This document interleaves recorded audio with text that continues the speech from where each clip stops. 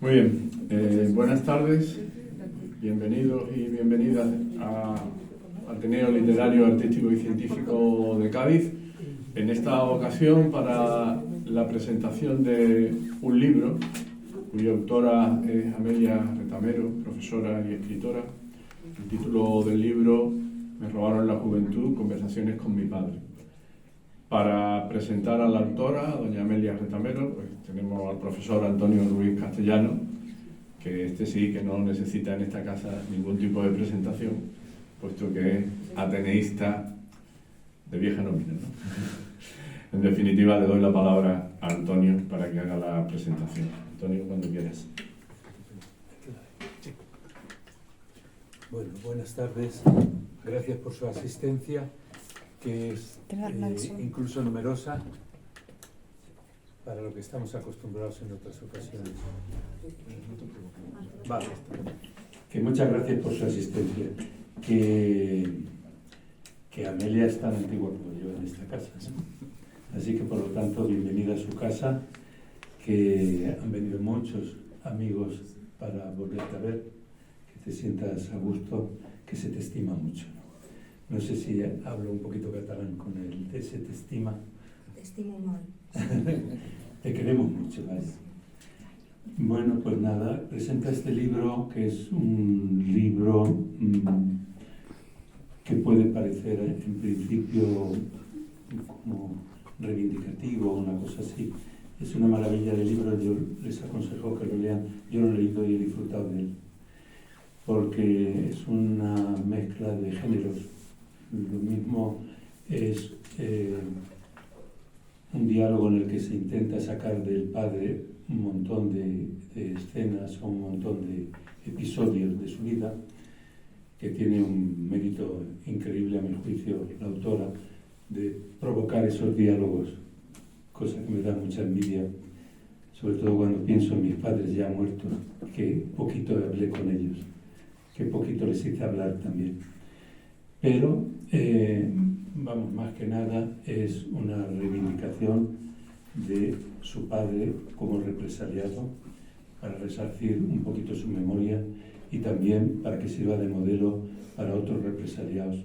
Digamos que esto sí que debería convertirse en un género. En un cierto momento, dice Amelia, sentí rabia por la ignorancia sobre nuestro pasado reciente y al mismo tiempo siento alivio de que, aunque tarde, la historia de los acontecimientos esté siendo investigada y narrada sin miedo y sin censuras. Les digo que es historia, pero historia documentada. No solamente busca la intimidad de su padre y la forma de expresión de su padre, sino también busca objetivarla buscando documentos, buscando sitios, buscando realmente documentación. Y entonces, no quiero entretenerles mucho, es que ustedes saben la situación. Amelia nació en un pueblo, en Arenas del Rey, en el sur de Granada, como diría Brennan, pero un sur de Granada, un pueblo no diría bonito seguro que lo es, pero con una historia fea como tienen tantos pueblos, por aquello que se suele decir de que pueblo chico, infierno grande, ¿no? Porque en aquellos pueblos, durante la dictadura, cualquier opinión miserable de cualquier persona contraria a ti era capaz de meterte en la cárcel. Y su padre vivió no solamente la guerra, sino 20 años de cárcel. E incluso más. Claro. Bueno, le condenaron a 20 años, pero al final fueron 7 los que estuvo. Fue cumplido. Sí. La condena era de 20 años y luego se comenta. Claro. Un difamador cualquiera denunciaba o te espiaba y 4 más te llevaban hacían caso del pábulo del rumor y eran los testigos de cargo, que si el alcalde, que si el jefe de falange, que si el juez de paz, e incluso la Guardia Civil que daba curso a todas estas difamaciones de tipo político. En fin, toda una vida pendiente de 4 autócratas de pueblo. Y eso es lo más triste, y otras cosas también tristes de aquella época que también se cuentan. Hay una cosa que me impresionó mucho, es el parto de su madre en el Hospital Real, que yo lo he conocido como rectorado de la universidad, todo elegante, todo lujoso, y por lo visto era un cuchitril, era infame, era de mala praxis, de suciedad, de todo eso. Y los pueblos igual, también los pueblos eran algo que ella nos recuerda, el queso y la mantequilla americanos, los pobres pidiendo por las puertas, las iguales del médico, la falta de agua corriente, en fin, todas esas cantidades de cosas que ocurrían en los pueblos y solamente en los pueblos. En fin, que no quiero entretenerles, pero con esto quiero decir que a mí la lectura me impresiona mucho, que la felicito por haber logrado darle expresión a la vida de su padre, y con eso, como dice en el último párrafo, lo dice ella, a todos ellos les estoy muy agradecida. Dice, su ayuda ha hecho posible la memoria de mi padre y de tantos como él para que no queden en el olvido. Pues nada. Muchas gracias.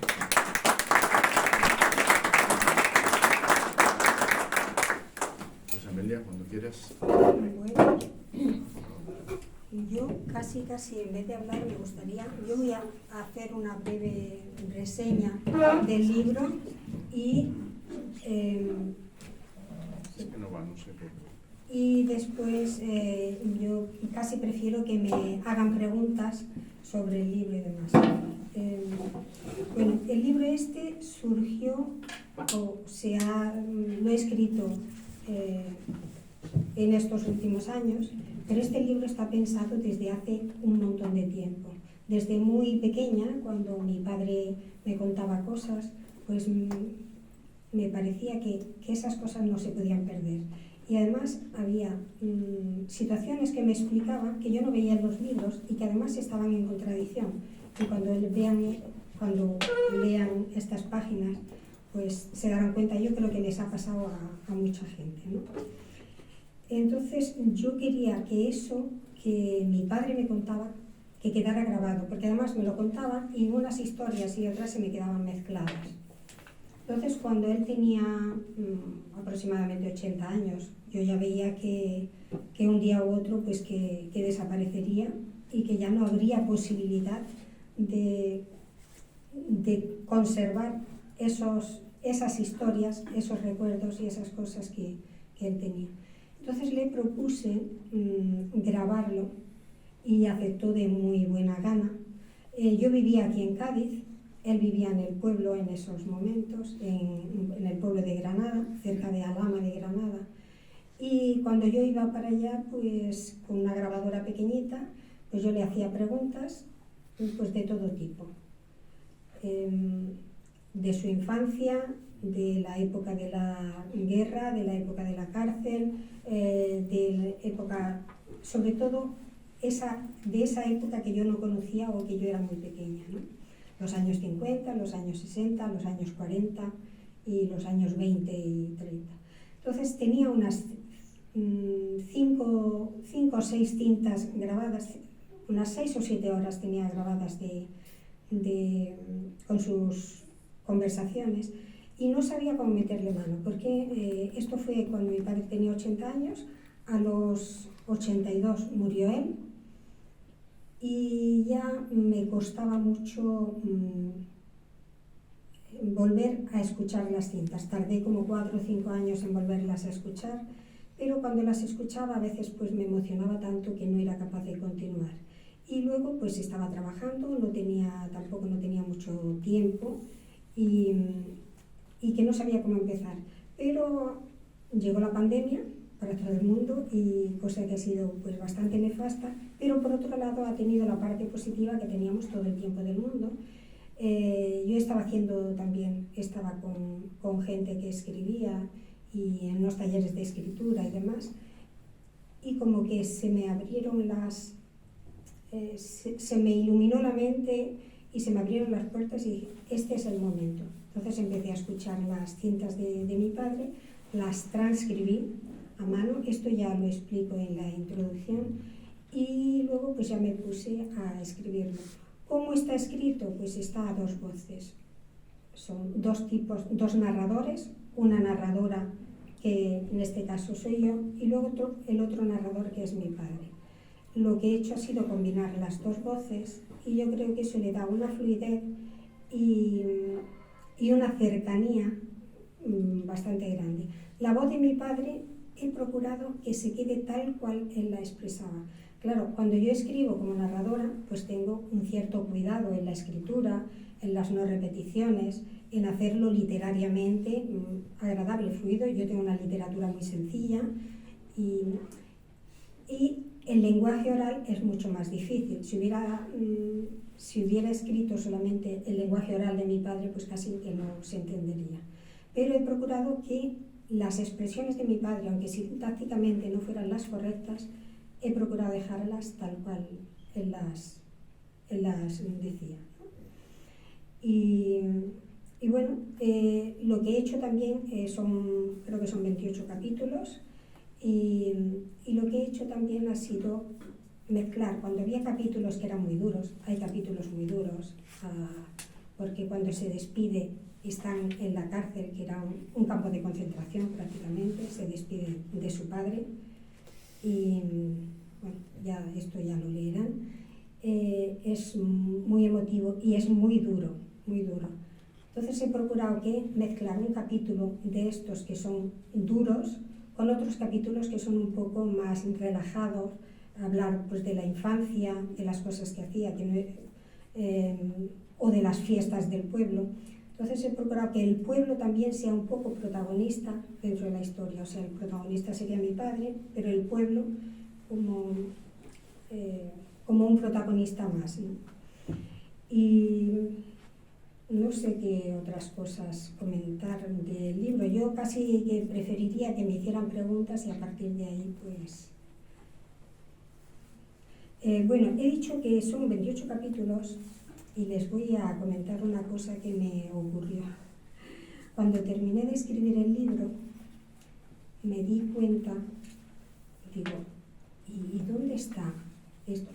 Bueno, terminé de escribir, ¿no? Cuando ya me había venido, este es el primer libro que me mandaron como modelo, que si ven es un poco más oscuro, y me lo mandaron para ver si yo aceptaba la portada, cómo estaba y la edición y tal. Y ese mismo día me di cuenta de, ay, ¿y esta parte dónde está? Me había comido un capítulo que no lo había enviado a la editorial. Entonces les voy a leer un poquito lo que me ocurrió. Lo que he hecho ha sido unos cuantos folletitos de estos, unas cuantas separatas, para adjuntar pues, a aquella gente que ahora adquiera el libro, podérselo dar. Espero que se está vendiendo bastante bien y está teniendo bastante aceptación, con lo cual espero que tenga más ediciones y en la próxima edición pues incorporar este capítulo. Leo aquí lo que me ocurrió.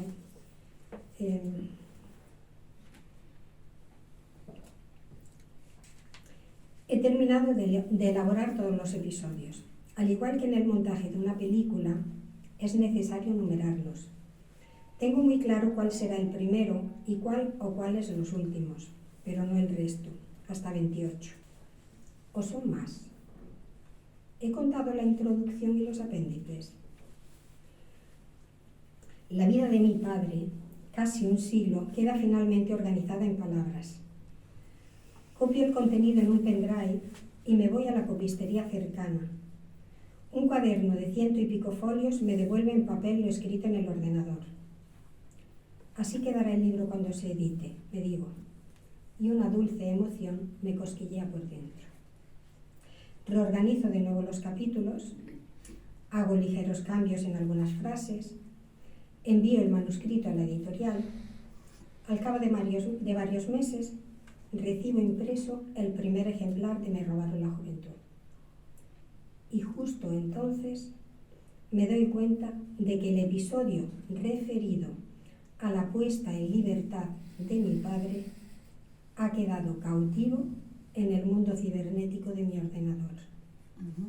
Ironías de la vida. Bueno, esto es lo que me ocurrió. Y aquí está, los que ahora quieran el libro, pues te lo daré ahora después. Y no sé, si tienen preguntas, si no, he olvidado decir así con los nervios y eso, el agradecer a todos los que habéis venido, me hace mucha ilusión ver aquí caras conocidas de muy antiguo, luego caras de compañeros y de amigas ya más personales, y echo mucho de menos a mucha gente que cuando yo estuve en el Ateneo, estuve aquí bastantes años, y era gente que yo estimaba muchísimo. Ahora he preguntado por alguien y me dice, no, si ya murió hace 1 año y medio o así.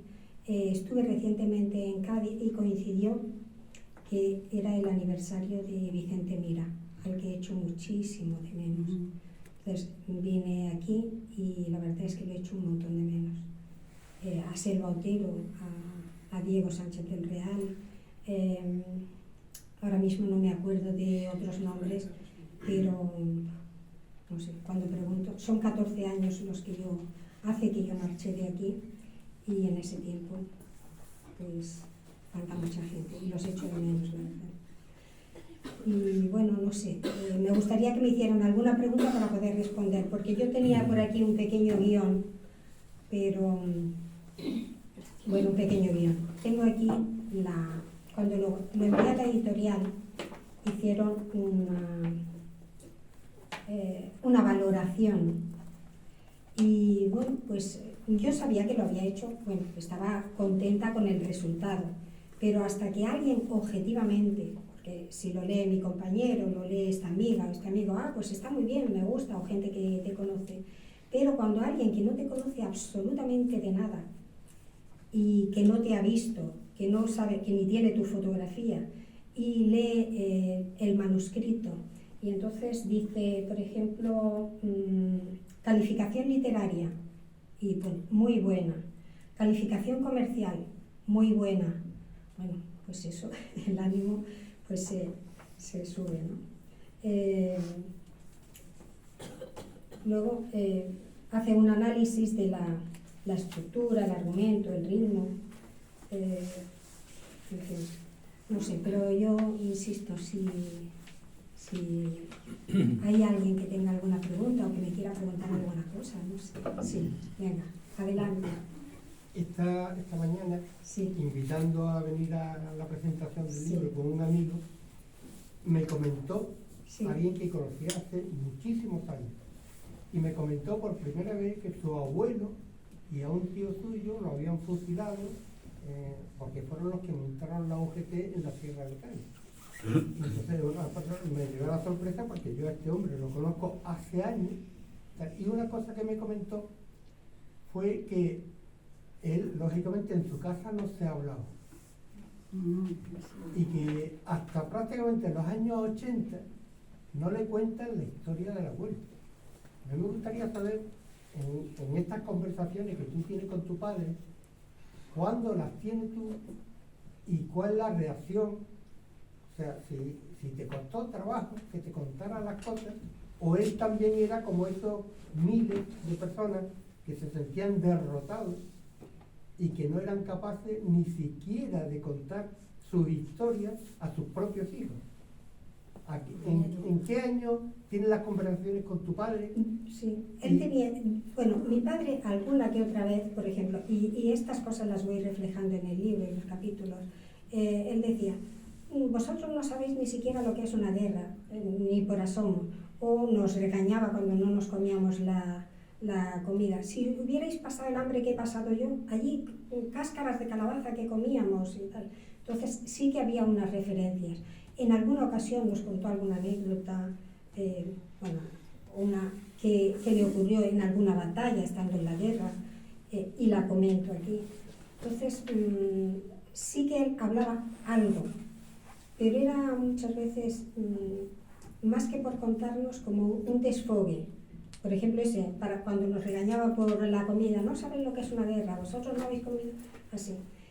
Luego las conversaciones, pues yo ya era bastante adulta, porque él tenía ya 80 años, y pues él nació en el 17, o sea que, y yo ya pues tendría 40 y tantos. Sí. Ya en la década de los 90. Sí, mi padre murió en el 99, sí, pues sería 95, 98, por ahí, sí, exactamente, sí. Entonces no me costó, hombre, me emocionaba. Y él en alguna ocasión también se emocionaba cuando contaba alguna historia, sobre todo en la despedida de su padre, cuando le dijo a su padre, yo a ti ya no te veo más, y se lo llevaron a Astorga en un tren blindado. Esto lo reflejo aquí, ¿no? Y entonces a él se le hacía un nudo, no podía hablar. Esto lo había contado ya en alguna otra ocasión él. Y claro, hay cosas que pues son muy duras. ¿Alguna otra pregunta, José María? El título, Nervar en la juventud, habla quizás de esa secuencia donde muchos padres fueron capturados y quitaron mucho de la paternidad a sus hijos, ¿no?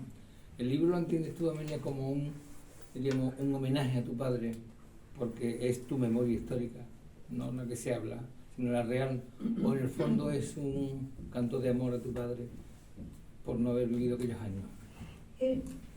Son un poco las dos cosas.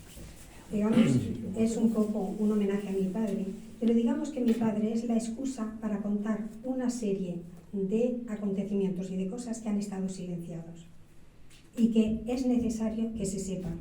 Mi padre, digamos, que es un hombre concreto, Juan Retamero Cabezas, pero que puede ser Antonio Pérez López y otro, porque fueron miles y miles y miles los que sufrieron la cárcel, la represión, muchos incluso peor porque los mataron. Mi abuelo, por ejemplo, se lo llevaron a Astorga, un pobre hombre que no había hecho absolutamente nada, trabajador con sus hijos, y lo acusaron de haber sido concejal. Lo habían nombrado concejal en febrero del 36. Y él decía, no, y yo como un pobre hombre trabajador, pero bueno, pues aquello tenían que tener a alguien que fuera concejal. Lo pusieron allí, cuando le hicieron el juicio, pues en el consejillo le acusaron que era concejal y se lo llevaron en un tren blindado, pues igual que a los animales, a Astorga. Y además dijeron que le preparen lo que tengan a los que estaban allí encarcelados, mi padre y miles que estaban encarcelados, pues como en un campo de concentración, porque las cárceles, que era la cárcel de Granada, que era para 500 personas, había 5.000. Entonces, bueno, pues se lo llevan, que mañana estos irán, el tren se blinda y no se les dará nada, ni comida, ni agua, ni nada. O sea, pues en un tren como animales, 4 días se lo llevan a Astorga y ya no supimos más de él. Todo esto está relatado. ¿Una otra? Sí. ¿Dos personas? ¿Usted? Que te doy las gracias por todo lo que has escrito, por todo lo que has trabajado y también todo lo que nos enseñas en esto.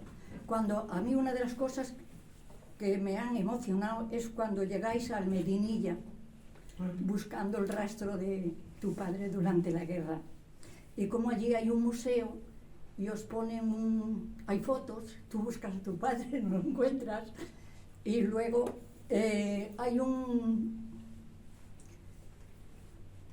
una grabación donde habla este sevillano, Queipo de Llano, y lo terrible que es, porque acusa a los republicanos de rebeldes, como que han dado ellos el golpe de Estado, o sea, una trampa total. Y luego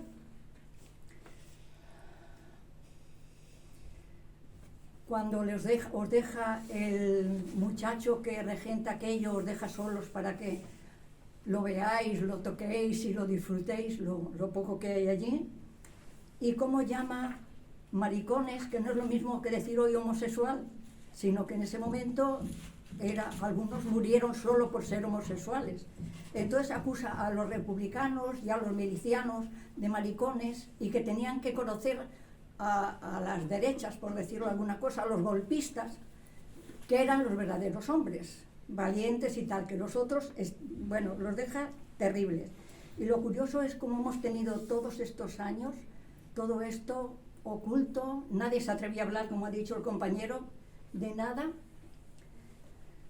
Y ahora es cuando se está hablando. Bueno, mi padre era republicano, pero le tocó la zona, le tocó estar en Alhucemas cuando empezó la guerra y pasó de Alhucemas a la península con las tropas de Franco. Y entonces él quería pasarse porque él era republicano, pero decía que si se pasaban, lo que pasa en las guerras, si te cambias de bando eres un traidor y te pegan un tiro. Entonces, luego tenía toda su familia, también lo vivió en Andalucía, porque mi familia es de Córdoba. Entonces son cosas parecidas las que contaba mi padre. Y decía que lo terrible no era el frente, sino lo que estaba pasando en la retaguardia, que una vez fue de permiso del frente, que llegó hasta el frente del Ebro, y volvió a ver a la familia Córdoba y ver la cantidad de asesinatos que había, de buscar a gente, de hacerla desaparecer y tal, que le asustó más que el mismo frente, porque allí se sabía un poco quién era quién. Nada más. Bueno, respecto al libro, esto que cuenta Juana, es... yo me fui a Almedinilla, no sé si lo conocéis. Almedinilla es un pueblo de la provincia de Córdoba que no queda muy lejos de Granada. Mi padre nombra Almedinilla porque allí estuvo el frente durante toda la guerra. Sí. Y entonces allí contaba una anécdota de que los soldados estaban, los nacionales y los republicanos estaban unos en unas trincheras y otros en las otras, unos a un lado del río y al otro. Y ellos pues eran soldados, gente joven que quiere.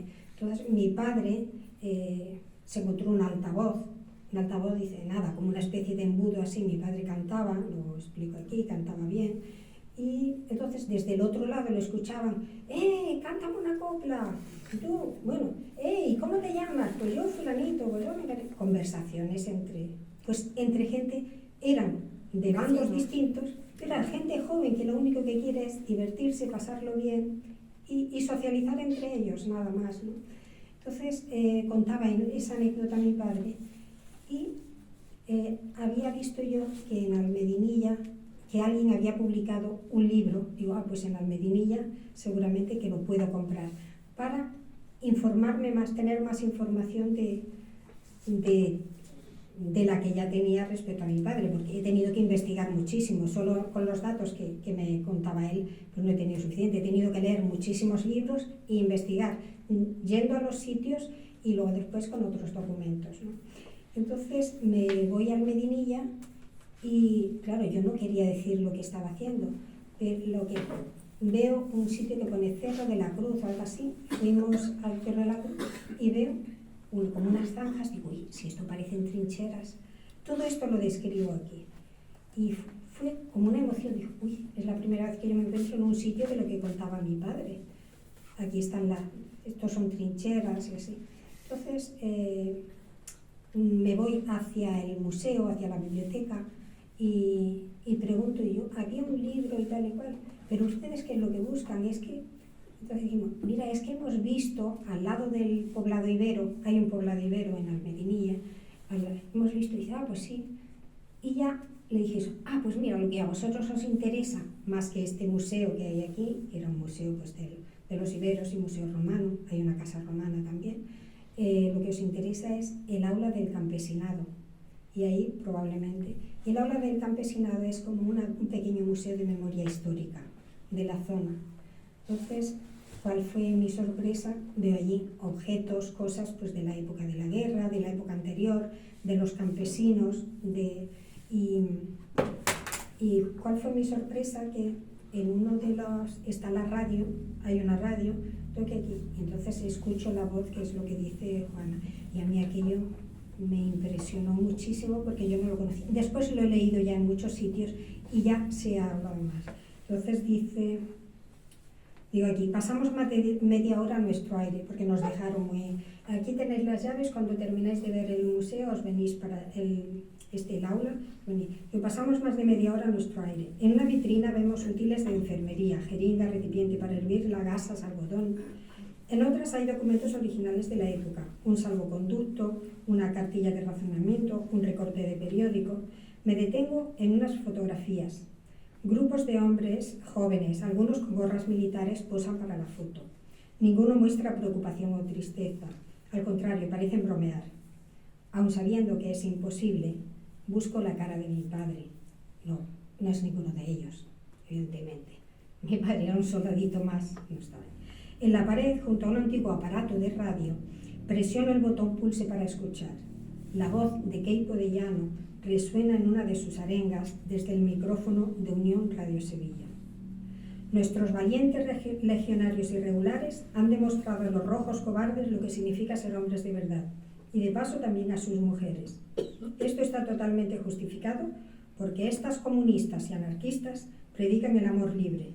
Ahora por lo menos sabrán lo que son hombres y no milicianos maricones. No se van a librar por mucho que berreen y bataleen. Claro, yo una mujer y encontrarme con eso, yo no lo había oído nunca.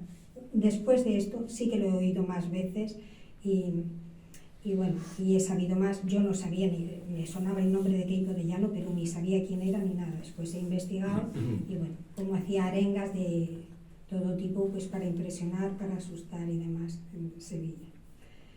Digo, la arenga continúa, pero soy incapaz de mantener la atención. Se me ha secado la garganta.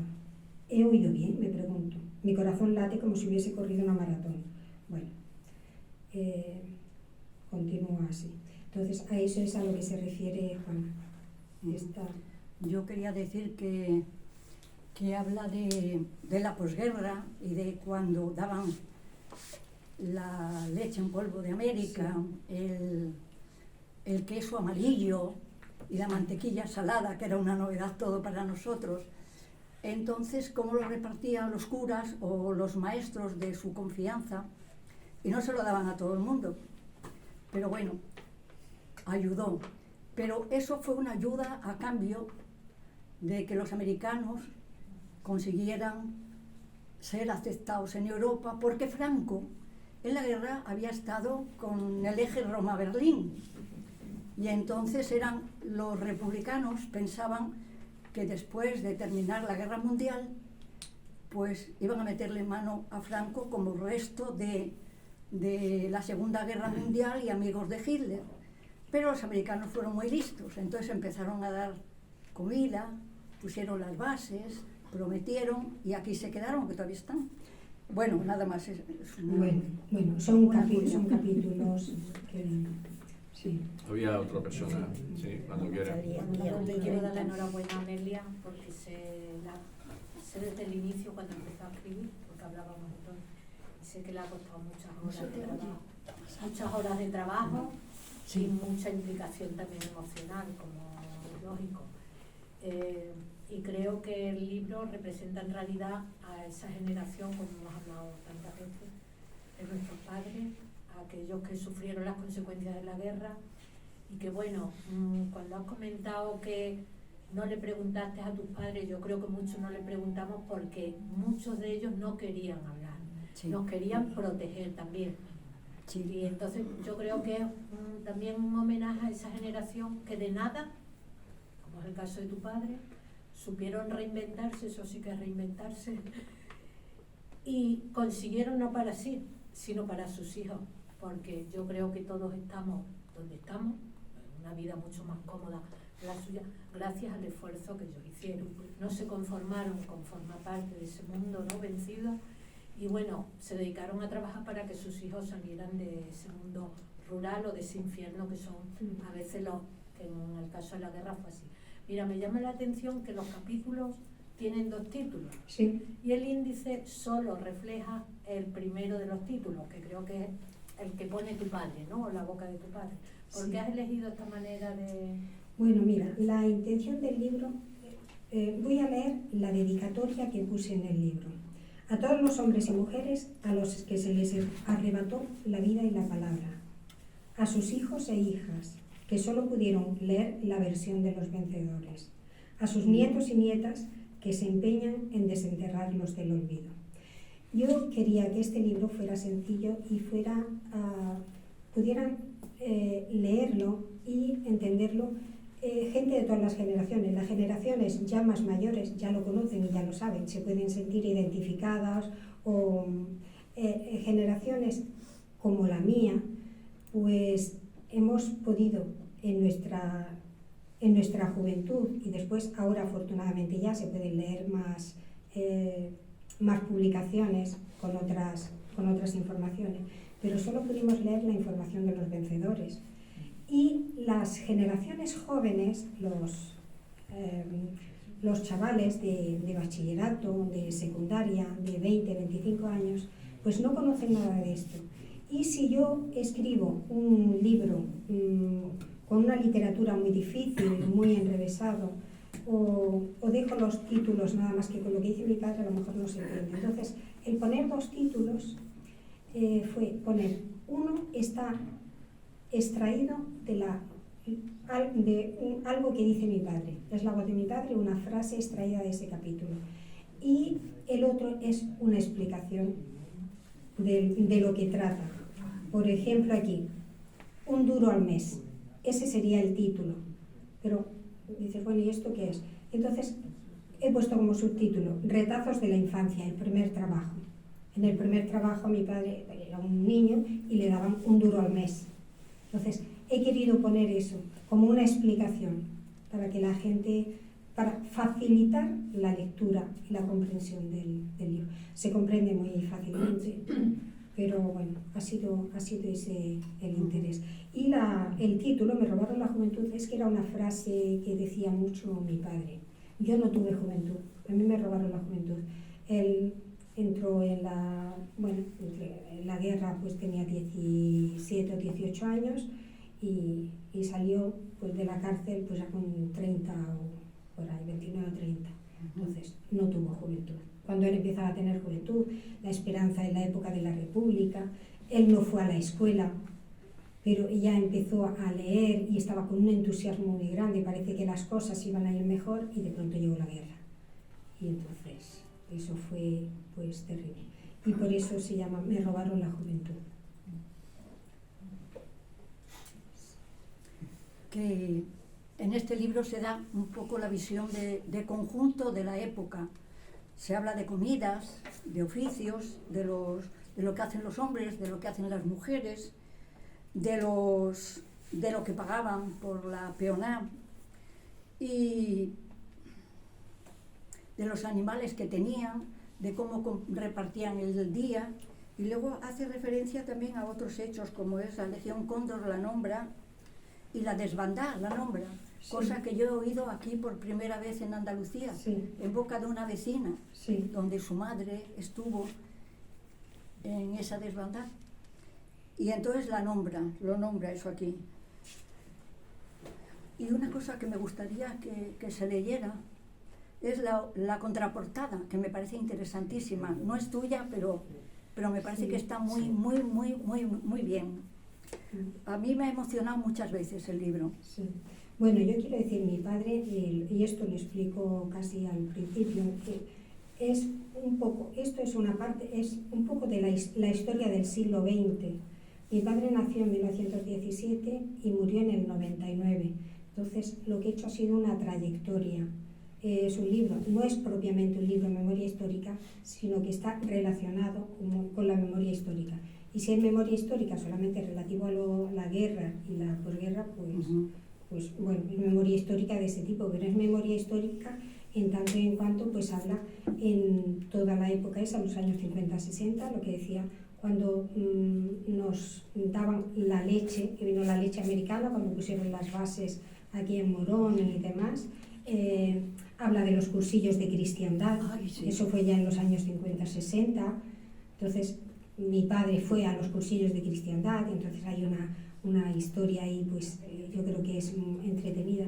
Entonces lo que he hecho también ha sido escribir esos capítulos para reflejar cómo era la España del siglo XX. así, en general, no solamente la época de la guerra, la cárcel y demás, sino toda esa parte también. Llega hasta los años 80 y tantos, porque claro, yo le preguntaba a mi padre por cosas y que yo no conocía, porque yo era muy pequeña, lo que sea. Lo que he intentado también ha sido relacionarlo con mis recuerdos de infancia y cómo los vivía yo. Entonces ha ido al final, por ejemplo, ya en los años 80, cuando es el intento de golpe de Estado de Tejero, pues yo no le pregunto a mi padre, porque eso yo ya lo viví, entonces no le pregunto, pero sí que hago una referencia aquí, porque me parecía interesante pues hablar del tema, porque está relacionado con la historia del siglo XX. Entonces, cómo lo viví yo y cómo reaccionó mi padre. Pero él ya aquí no me dice nada en concreto, porque yo ya por eso no le pregunté, porque eso yo ya lo conocía, yo era suficientemente adulta como para conocer esa anécdota o esa historia. Muy bien. ¿Alguna otra pregunta?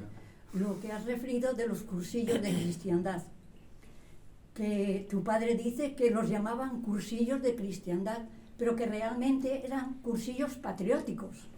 Bueno, y esto, sí. Esto es verdad, porque mi padre también estuvo en alguno y lo contaba igualito, sin que se hayan conocido. Y a ver. Sí, yo creo que se puede sentir reflejada aquí mucha gente, muchas historias. La gente que vivió el siglo XX puede reconocer aquí muchas cosas. Sí, sí. ¿Algún otro comentario o alguna otra aclaración? El poder de la Iglesia, el poder que tenía la Iglesia. Yo tenía familia que era republicana y que se habían casado por lo civil, y cuando los detuvieron y los tuvieron en la cárcel no dejaban ir a ver que su familia fuera a verlos, ni la mujer ni los hijos, porque no se habían casado por la Iglesia y les obligaron a casarse por la Iglesia para poderlo visitar. Entonces es un poco porque la Iglesia es tan poderosa en España, porque a fuerza de represión pues se implantan también las cosas. Y luego que la Iglesia consideró el golpe de Estado de Franco como una cruzada contra el ateísmo, contra el comunismo y tal. Pero los que moríamos eran los que morían eran los españoles, de uno y otro bando. A mí me parecen tan inocentes los unos como los otros. Yo he tenido familia en los dos grupos y en los dos murieron familiares. Y todos inocentes. Bueno, ¿Alguna otra? Pues muy bien. Si tú quieres comentar algo, sí. Bueno, estaba intentando mirar aquí en lo que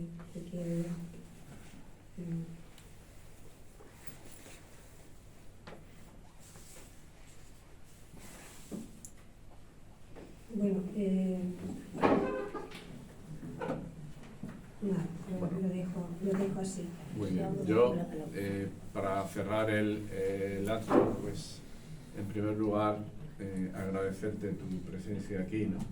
Es decir, que el reencuentro de Amelia con este Ateneo, en el que tantos años estuvo, pues sea justamente la presentación de un libro que creo que es no solo la evocación de los recuerdos con su padre, ¿no? Sino también es un libro quizás de homenaje a una generación, ¿no? En definitiva. Y por lo tanto creo que también puede servir de denuncia, como comentaba esta señora, ¿no? De uno y otro bando, de denuncia de lo que es la guerra, ¿no? Sí. En una situación en la que nos encontramos, en la que seguimos planteando conflictos bélicos y en la que seguimos solucionando los problemas o los problemas políticos con cañonazos, ¿no? En definitiva, no sé si el libro servirá para denunciar todo eso o para que las nuevas generaciones sepan del horror de la guerra y de alguna manera sean capaces de lo que no somos nosotros, es decir, de detener eso tan malévolo que llamamos guerra. En definitiva, gracias de nuevo, Amelia, por haber tenido la gentileza de presentar el libro en tu Ateneo. Muchas gracias, de verdad.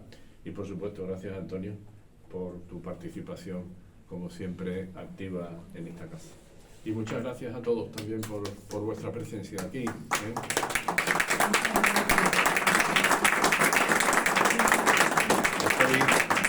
Estoy estoy seguro que ahora Amelia, ¿verdad? Pues creo que los libros están allí detrás, ¿no? Y si alguno quiere adquirirlo, ella se lo firmará y creo que así pues todos vamos a salir muy contentos. También nos vamos a hacer una foto, todo el que quiera hacer una foto, nos vamos a ir hacia atrás. Bueno, como vas a firmar aquí los libros, vamos a hacer la foto aquí, ¿ven? Y los que quieran ponerse con nosotros, pues nada. Ya saben que esta noche pues ya estarán subidas las fotos y la grabación del acto en nuestra página, ¿de acuerdo? Lo pueden bajar, lo pueden visionar, lo que quieran. Muchas gracias.